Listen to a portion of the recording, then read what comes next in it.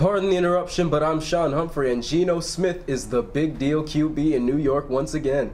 I'm Matt Marcinkowski, and should UCF be in the top 4 for the recent CFP rankings? I think so, but let's go into Duke. The Duke Blue Devils have played a number of close games. What does this mean for their season, Matt? I would say that they definitely need to heighten up how they play and get these games a lot less close, but being able to win these close games is a big deal coming up for the NCAA tournament in March.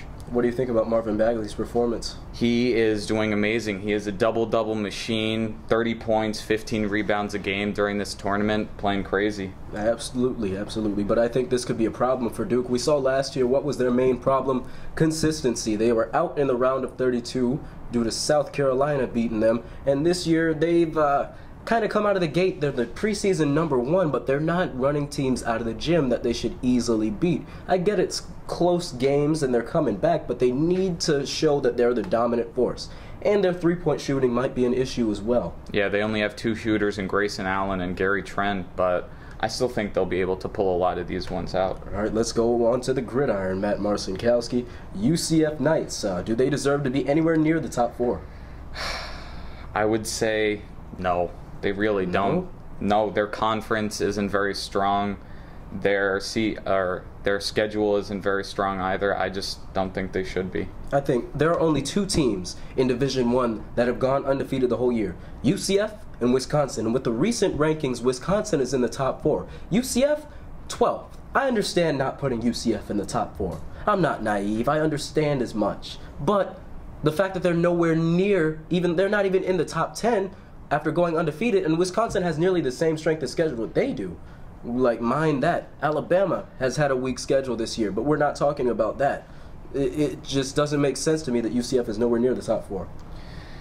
Hey, what are you going to do? But I would still give them a top bowl game, either the Peach, the Cotton, the Sugar, or the Orange Bowl. That's if we were on the committee, but obviously the committee has not known what they're doing. Go to 8 teams, NCAA. We're going to go right into the NFL. Higher level of gridiron football, or so we say, because the Giants have been absolutely abysmal this season, and they have benched their longtime, 2-time Super Bowl winning starting quarterback Eli Manning in favor of Geno Smith, an old New York quarterback for the Jets who didn't do very well. Do you think this was a good decision in benching Eli and starting Geno? I think it might give Eli Manning a different perspective in that he needs to step up his game in order to keep this starting spot as quarterback. I think they should have gone to the rook, Davis Webb. Do you think Geno Smith was the right choice to go with out of the gate? Most likely, because he's more experienced, and he has shown that he can win some games. Some games. Well, the Giants, for me, it seems that they've decided to tank at this point in the season. Geno Smith has never proven that he has been a good, even decent quarterback, in my opinion. So you throw the rook out there. Give him a few games of experience. It's not going to help him learning under what quarterbacks is he learning under. He needs to get experience himself out there playing games. This is how he will get better. He's not getting better sitting on the bench under Eli Manning, who you just benched, and Geno Smith, who we've mentioned before. We do not need to go further with Geno Smith. That's about all the time we have for this week. Matt Marcinkowski is he. I am Sean Humphrey, and we're out. Adios.